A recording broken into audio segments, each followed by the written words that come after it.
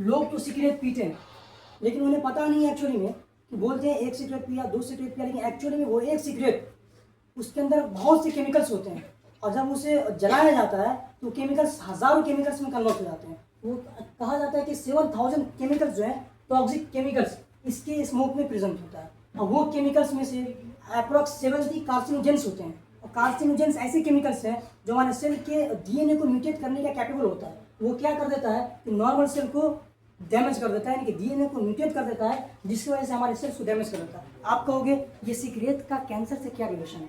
हाँ, रिलेशन है, indirectly relation है। आप नहीं समझ पा रहे हो तो ये देखो, ये कैंसर सेल है, कोई नॉर्मल इंसान है वो सिगरेट पीता है, सिगरेट पीने के बाद जिस तरह वो सांस लेता है, ऑक्सीजन हमारे जिस तरह से नाक से फेफड़ा तक जाता है, उसी तरह से सिगरेट का धुआं नाक से फेफड़ा तक जाता है। ऑक्सीजन जिस तरह से फेफड़ा से होते हुआ, यानी कि लंग से होता हुआ हमारे बॉडी के सेल तक पहुंचता है, किस तरह से?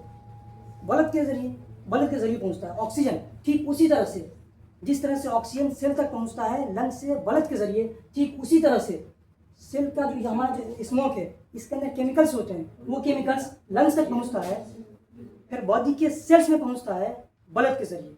सेल में पहुंच गया, कार्सिनोजेन अगर वहां पहुंचा, उस डीएनए को ट्रिगर कर दिया, वो डीएनए अगर डैमेज हो गया, वो एक रूप ले लेगा कैंसर का। तो हम क्यों नहीं, हम इसके आगे क्यों जा रहे हैं? हम अवेयरनेस फैलाएं और कैंसर को क्या करें, बहुत कम करने की कोशिश करें।